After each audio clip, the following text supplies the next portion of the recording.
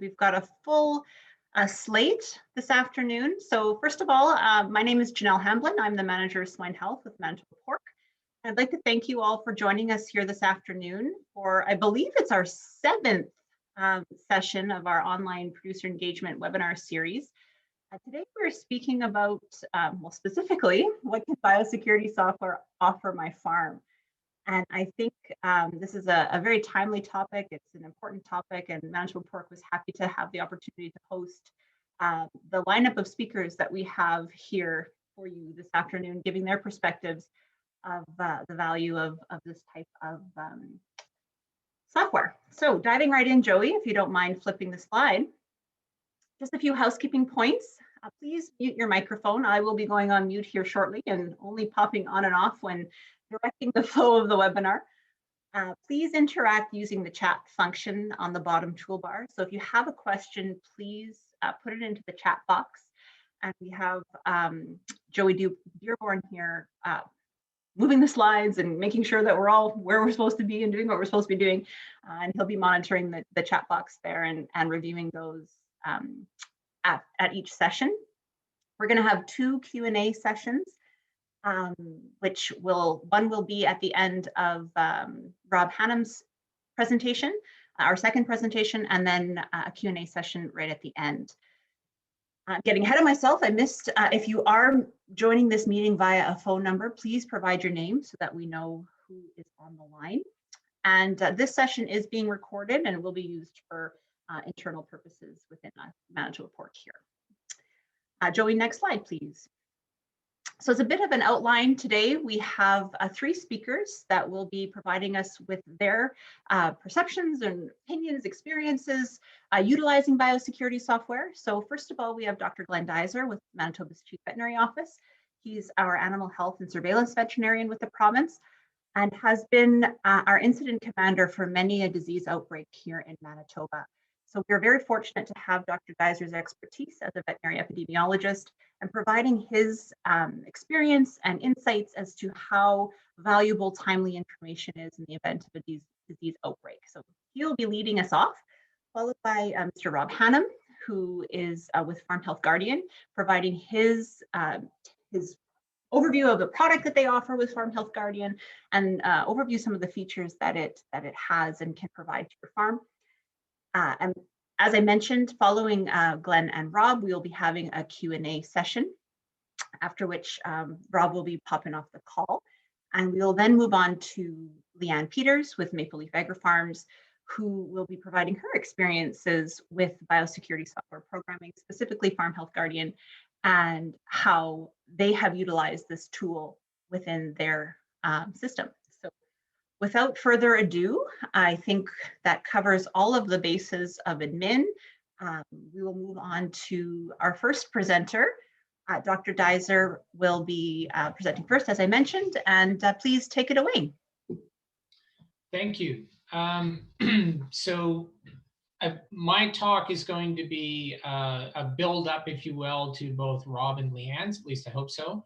I'm going to focus on what we've done to track the different types of movements, in particular what we call indirect contacts in the many different disease investigations that we've done over the last several years. So Joey, next slide, please. As we're all familiar now with COVID, outbreak investigations rely heavily on contact tracing. When we look at it from a animal disease investigation standpoint, we put them into three broad categories: direct, indirect, and area contacts. Direct, of course, that's the movement of animals, where one group of animals comes in contact with another group of animals and spread disease. They're certainly, as you can understand, the highest risk types of contacts. Area contacts, those are the ones that we get from local environment, whether that be wind patterns or weather or dust or pests such as rodents or birds that can move it, kind of all the non-human things that just happen in that geographic location around a farm. The one I'm going to focus on today is what we call their indirect contacts. And those are the types of contacts that come from people, vehicles, and equipment. And while we accept that they're less likely to spread disease, they are often the types of contacts that happen more frequently than an animal movement. Next slide, please. So why is contact tracing important? And when you're doing it, what really matters? And first of all is timeliness. The faster that it gets done, that we reach out to all the trace in and trace out premises. Those are the ones that were downstream and upstream of the movement. The faster that we can respond to the outbreak. It's also important for them to be as complete as possible. We need to evaluate them. We need to do a bit of a risk assessment on each type of contact. So capturing as many potential contacts as possible and the premises involved, again, the downstream or upstream premises, helps us get an idea of the complete picture of risk around a farm that is tested positive for a disease. And then the count becomes important. How many contacts were involved and how frequently did each one of those contacts happen? So a feed truck could be once a week. Service provider might be once every 2 weeks. A delivery person could be once a day or maybe even 2 or 3 times a week, depending on what the needs were. So those types of things are very important for us to capture. And then the final thing was what steps are already in place on the farm to prevent the disease from spreading. So when we're trying to do that assessment, we need to identify the farm. We need to identify those downstream and upstream movements and what steps the people doing those movements have taken and what steps are on the farms that they've moved to prevent the disease from moving. So again, we can get an assessment of the likelihood of the disease spreading. Next slide, please. So when we focus on indirect contacts, again, we accept that they're much less likely to transmit disease, but they occur very, very frequently. If we look at just the number, think of the number of people that might be on your farm in a given week, not just your staff, but people that come in to do maintenance, the hydro reader, the garbage pickup, the transport trucks that are bringing pigs yourself, feed delivery, all of those different things that can be on your farm. So you can tell that happens quite frequently, but it is important for us to get an idea of what that is. And when we look at them, we assess them by a bunch of different criteria. The first one being, was that contact into a restricted access zone where your pigs are? Or was it outside, like a feed truck? Was it just into the yard where it was delivering feed? We also assess it by the critical period. We're not worried about contacts that happened 6 months ago, but if the disease and the incubation period of the disease, like we did with PED, was around 10 days or so, then we would look at the contacts that happened during that time frame, so that we would be able to be focused on the most highest risk contacts that you've had. So it is important to be able to capture when those contacts occurred. Again, did it happen last week or was it 2 months ago? We want to know to capture it and give us the best information. That time period upon which the contact happened is important. And as I spoke about earlier, we want to know what biosecurity steps are in place, not just what you have on your farm, but also what the service provider or the person that was in contact with your farm, what steps they have taken so that we can assess it on that. And then the final thing that kind of fits in that broad category of assessment is how many premises did that movement, that contact touch on before it got to you and after it got to you. So it's not only the steps taken, the biosecurity steps taken, but how many premises either between those steps or after those steps that were involved. Interestingly, with pig trace, farm logs, and transport manifests, animal movements can be tracked and validated within hours. But when it comes to a complete picture of an indirect contact list for a single premises, that can take days. And I'm going to give you just one example here. This comes from our PED investigation.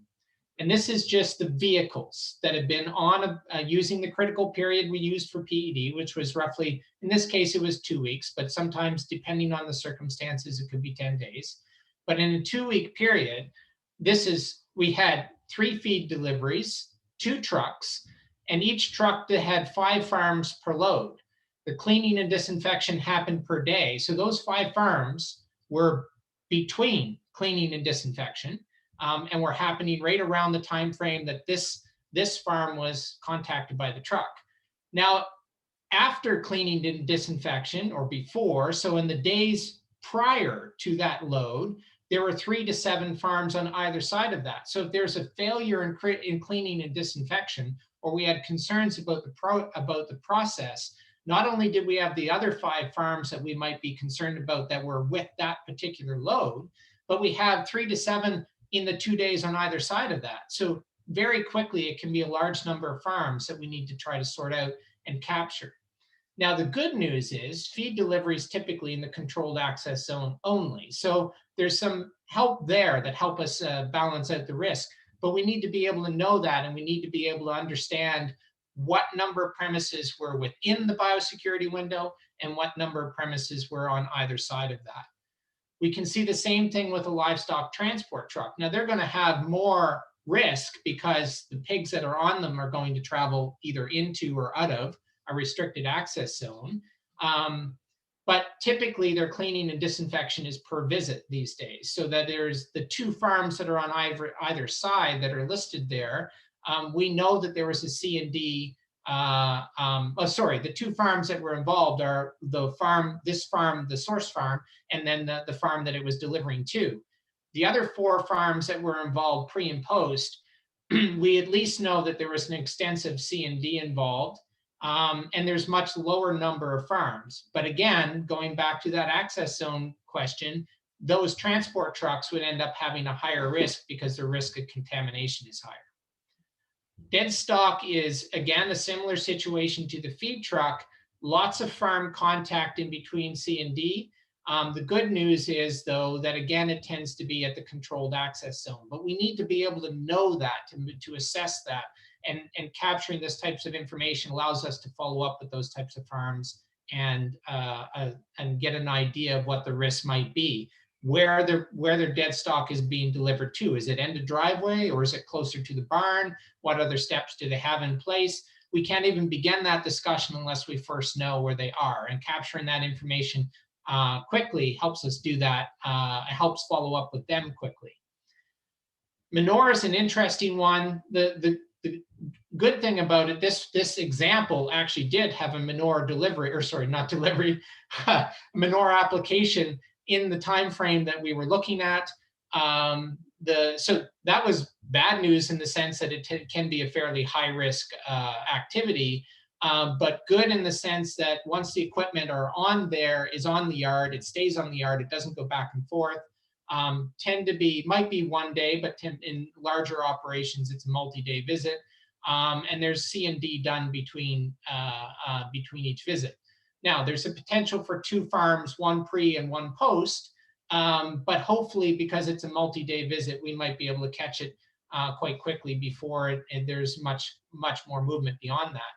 Note, though, that yes, manure typically, or not typically, but would be defined that manure application is happening within the controlled access zone. But I put an asterisk there because it's dealing with byproduct that is coming from the restricted access zone. And if there's contamination in the yard and contamination on the roadway while the application's ongoing, that can create a level of increased risk for traffic that is coming on the yard to carry to another farm, and we want to be able to assess that. Again, in this example, there were a couple other different trucks. One was a propane delivery. Now, the interesting thing about those is, yes, they tend to be in restricted or the controlled access zone, so well away from the animals. But typically, if it's a routine delivery like a propane or a garbage truck, they may have 0 pig farms or many pig farms on their route. And the level of cleaning and disinfection they do, because it's not part of their routine business, can be up in the air. So we want to be able to follow those up and see just what level of cleaning and disinfection they have in place. And then we can make the assessment about what to do with the farms that they visited prior and the farms that they visited after. Next slide, please, Joey. This, again, same example, but now we're talking about the visitors themselves. And so you can see by a rough count in that 2-week visit, or in that 2-week time frame, we basically have 14, if you count multiple visits, even more than that, but 14 people have, outside of the regular staff, been to that farm in that 2-week time period.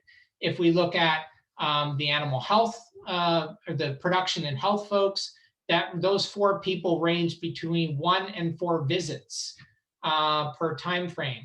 So, if you start doing the math, it's not just that it's 14 people. In some cases, you've got the same person coming multiple times. So as far as person hours on the farm, it's even more than just 14 people. The good news is, yes, they do 24 hours downtime. They have a lot. Usually they're in the restricted access zone, but they have a lot of biosecurity steps, and they tend to visit 1 farm a day. So it was when we had that opportunity to follow up with them, they are probably one of the higher risk movements, but because they have a lot of steps in between. But I keep saying this, but we need to be able to follow up with them and have that discussion quickly, so that we can, if nothing else, make sure they take extra steps or park themselves for a longer period of time because they've been in contact with an infected farm. Likewise, when we look at again, in this situation, there was maintenance. Now, interestingly, they tend to give themselves greater downtime. But as you all probably know, they carry a lot more equipment with them. So there's questions about, we need to be able to ask them, where's that equipment? Where has it been cleaned and disinfected? Can you park it for a while until we get further results back? All of that kind of stuff. The faster we are able to do that, the better that we can mitigate the spread from disease. Now, they tend to spend longer at the farm, obviously, if it's a bigger maintenance issue. But again, there's no guarantee that will happen. And if we want to be able to check with them quickly, so that we too can ask them to step down if needed. Now, in this particular situation, we had a few other visitors. A lot of these, though, they were additional work that was being done on this particular farm at the time. So they had much less contact with other farms, but what they didn't have was necessarily the same level of protocols that the regular maintenance and regular production and health people would have had. So we needed to follow up with them to say, okay, you didn't have as much contact, but what did you do between visits? And so the other interesting thing is we might not get 48 hours downtime from them. It might only be 1 day. So it's important for us to be able to follow up with them. Less frequent visitors, but again, they might not have the same biosecurity steps in between. The final one I'm going to touch on here is the controlled access zone visitors. And I would say for most producers, these are ones you may not even know have been on your yard. Sure, a delivery person or a courier is probably going to be someone you know has been on your yard, but a hydrometer reader or something to that effect. We've had any variety of this type of activity. And granted, the risk is very low. They're only on the farm for a very short period of time. But as far as downtime, there is none. And if you're a hydrometer reader or another type of a courier of some kind or another, you probably are going to multiple farms in a day. And it is important for us to be able to follow up with them and at least get a sense that they may not, that their risk might be low, or by chance it might be high, but we first have to be able to get in touch with them. Okay, for me, the last slide. So this is my last slide, just to kind of give you a bit of a recap on what do we use this type of contact information for. I've talked a lot about how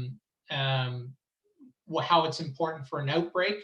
But one of the other pieces I wanted to add to that is getting a sense of the types of indirect contacts is also important for disease planning, such as after the planning we're currently doing for African swine fever. In many cases, again, we have lots of good information from pig trace and other types of animal movements, and we have premises identification databases that help us give an idea of where the farms are. But when it comes to that indirect contact, it's very, very difficult to get that information for planning purposes. And so having, if you were a producer that were to use this type of software and be willing to share some of the information, obviously for, it would not be, it would be kept private as much as possible. But that information also helps us plan and helps you plan so that you could take a look at your future scenarios and say, just what level of risk does my farm face? I know what my animal movements are. I know what farms are close to me, but what level of other contacts to my farm does my farm have? And I would say that this will give you a really good snapshot of what that is and target your planning. And it certainly feeds into the planning that we would be doing on a provincial level. And I'll leave it there. Thank you so much, Glenn. I think our plan will be to continue on with Rob's presentation. And if there are any questions for Dr. Duizer or for Rob at the end of Rob's presentation, we will take them then. So please, Rob, take it away. Great. Well, thanks, Janelle, and thanks, Dr. Duizer. I'm Rob Hannam, and I'm a partner with Farm Health Guardian. I'm pleased to be here to present an overview of the Farm Health Guardian system and try to help answer the question, what can biosecurity software offer my farm? So I'll take it from a producer perspective. Next slide, please, and talk about the system and really what can it offer your farm. Well, there's two aspects. There's a prevention aspect and then a preparedness aspect. And Dr. Duizer talked a lot about disease investigations and outbreaks. And indeed, that's a big feature and benefit of this Farm Health Guardian system. But on the front end, we really think on the disease prevention side that a system like this can help producers reduce cost of production through improved biosecurity protocol implementation. Let's do all we can to have efficient operations to follow our biosecurity protocols that are in place. And I think you'll see through the presentation that this can really help transform communications to everyone involved in the farm operation. So on the prevention side, reduce cost of production, improve visibility of your farm operation, and transform how you communicate with the workers and contractors involved with your farm. And then in terms of preparing for outbreaks, there's two important points here. One is that we can accurately record all movements in and out of the farm production locations in real time for that purpose of contact tracing, as Dr. Duizer mentioned. They rely heavily on contact tracing for investigating diseases, and this system can provide that information very quickly. That enables you to provide a rapid response and send outbreak alerts to anyone involved who is at risk within minutes of suspecting that there's a disease outbreak. So next slide, please. So the Farm Health Guardian system is based on your farm locations, and it helps you confidentially record the movement, fast and easy movement recording to protect your farm. The Farm Health Guardian system puts a virtual perimeter around your farm. It's a virtual fence, a geofence. It's a fence made up of latitude and longitude coordinates that outline your farm, like the green box you see on the illustration on the screen. And what we're able to do with that is record movements on and off the farm property. That's really all we're interested in and looking for, is those movements that trace in and trace out, as Dr. Duizer mentioned. Next slide, please. So the way we do that, there's 4 different methods to do that. And we talked in the prior presentation about sort of direct, movement, which is animal movements, indirect, which are people, vehicles, and equipment. And that's where we're really focused with the Farm Health Guardian system, is who was in and out of that property within the incubation period for the disease, what vehicles were in and out of that property. Now, some of those could be service vehicles, or they could be, livestock transport vehicles, pigs coming in or pigs coming out, and that can all be recorded and available within minutes as well. So next slide. There's 4 aspects here. The first is the kiosk. And so likely some of you or most of you would have a visitor record book, and it's usually paper-based on the farms that I've seen. So there's a clipboard or some papers out front. And when visitors come to the farm, they can, sign into that contact sheet, or they should sign in. And what we're able to do first off is digitize that. So it's a tablet computer that can replace that visitor logbook. It's an alternative to the paper sign-in book. And by digitizing those visitor records, they're available immediately. And they're a lot more accurate than trying to track down the misspellings or the phone number that might not be clear or correct. Next slide, please. The second way, and the main way for recording the movement, is the Farm Health Guardian app. So there's a mobile app that's available to users. It's in the Apple App Store or the Google Play Store. And this is the heart of the system here, and a main way for the property owners or whoever's in charge of animal health for that location to be able to understand and have visibility as to what's going on the farm property. So the app enables you to do contactless digital pre-screening of people coming onto the farm for both your employees or contractors, as well as visitors who you ask to use the Farm Health Guardian app. Next slide. So we mentioned visitor or vehicles as well. So trucks are an important part of that movement.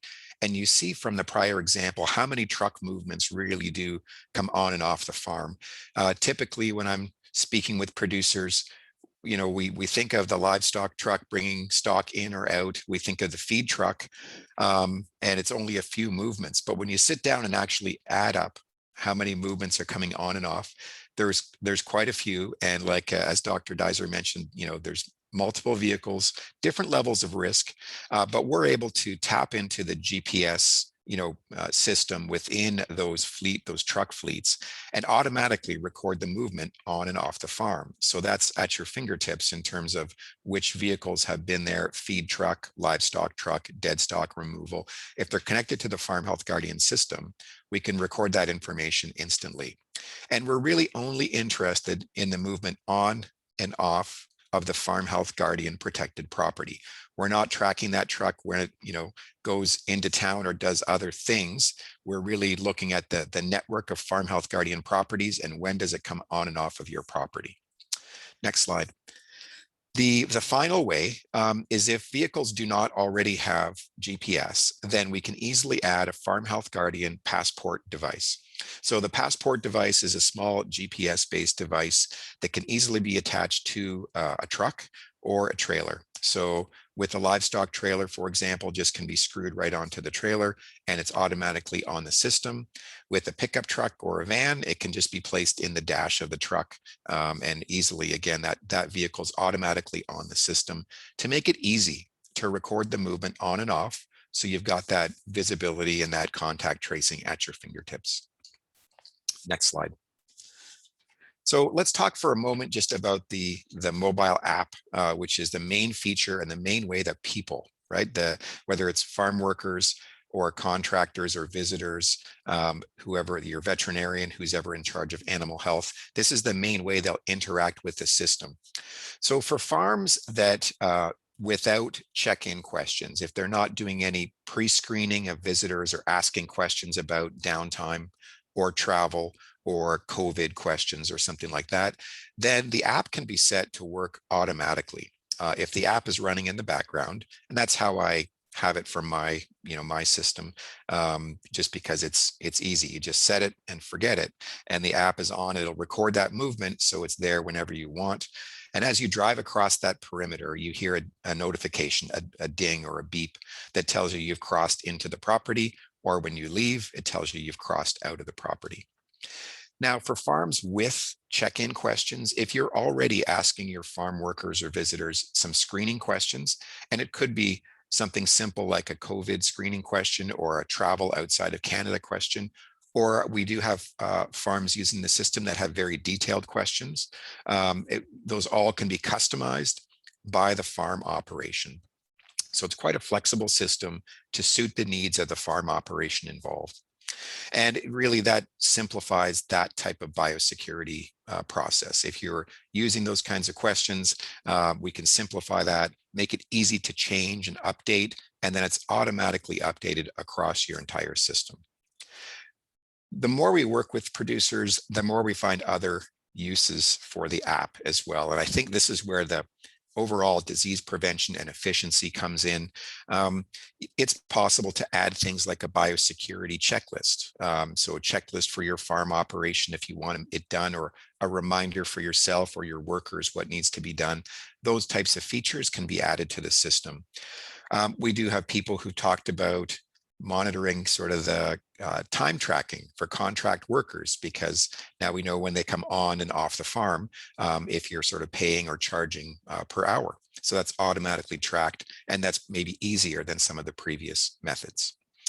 Messaging is an important part of the system, and we'll probably talk about that later as well with the example of how the system's being used by hog farms in Manitoba today.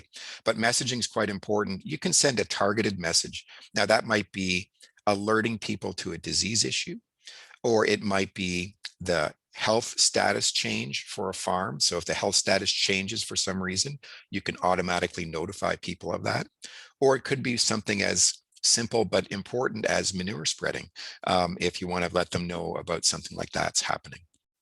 So there's quite a bit of flexibility in the system to customize it to suit your farm operation and to improve that communication with your team. So next slide, please. Just maybe so you can visualize this a bit more. The system only records movement on and off the farm. So whether you're using one of the GPS passport devices or whether you're using the mobile app, the farm example on the right of your screen, it shows a white box. That is the virtual perimeter, the Farm Health Guardian system that's kind of set up. So when the app or a GPS device or a truck comes across that perimeter, so I guess into the CAS in this example, then they're on the system. That record would be noted and in the database instantly for you to use. But this is a good sort of visual. That's how the properties are set up in the system, the farm locations, and you're using either an app on the left that could be set to automatic, or that could have pre-screening questions that each person's answering every time they enter, as well as GPS passport devices. So next slide. So whenever a suspect disease issue arises, it wouldn't be at this point a confirmed disease. It would be something like you see something in the barn, you've got an observation, and you're not sure, but you want to be on the safe side. You can take control immediately. And by take control, you are able to notify whoever's responsible for animal health on the operation. Could be the farm owner, could be veterinarian, whoever you choose and set up in the system. And then that person can run a trace out report. And it's based on levels of contact and levels of risk from the property. So at the center of the bullseye, if I can, level 0 is the index property. So let's say I'm in the barn, I observe something, I'm not sure what it is, but it doesn't look good and I want to let people know. Then we can run a report, or the user can run a report and instantly know.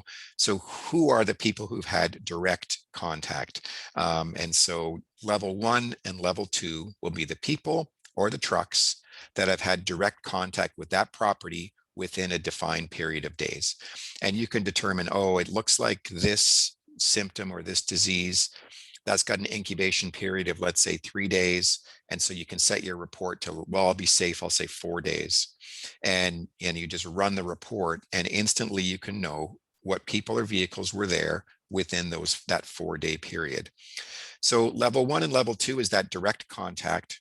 And then level 3 and 4 and beyond are indirect contact. So if I went to I was at the index property, then I went to another property and was in contact with other people, they would be level 3 and 4 people, for example. So the level of risk based on your proximity and your connection and contact points to the index property are all analyzed instantly and lets you respond to those disease outbreaks or potential outbreaks using a ranking analysis. So if it's likely, not serious or not confirmed, you might let level 1 and 2 know.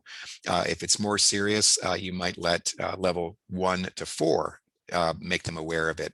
Or if it's something confirmed, you would let all levels know so everyone's aware and the protocols can be updated right away. So the next slide, please.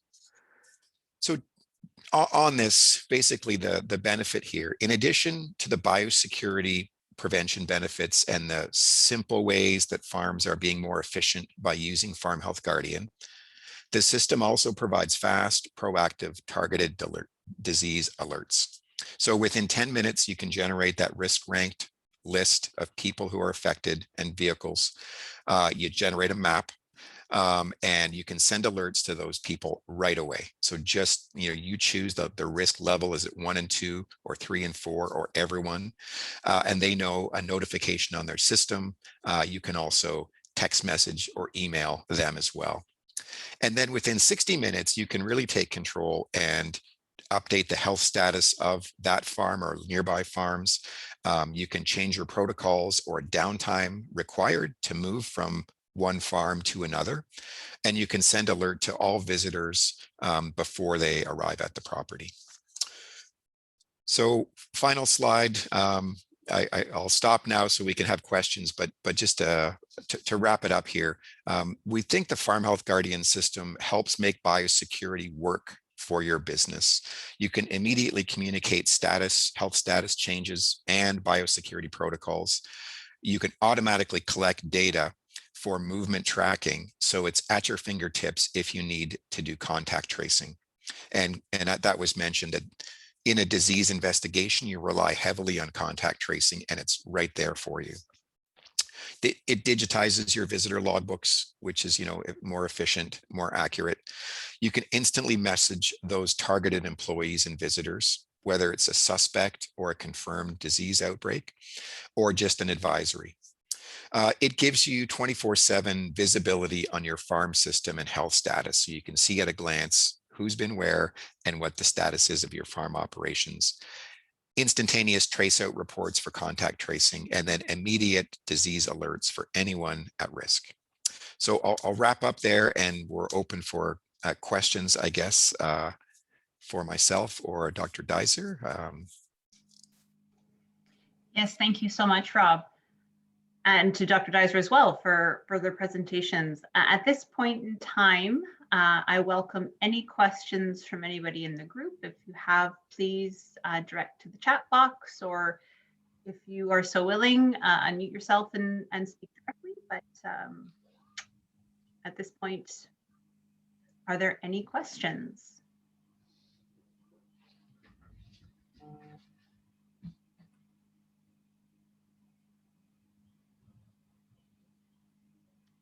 Anyone at all? I don't see anything in the chat function there, Joey. Anything on your end, or? Nope, no questions in the chat. Okay. I'll maybe give it a last call quickly. This is Judy Hodge. I could maybe ask a quick question. I'm really excited about this software. I've seen a presentation before and another company that's similar.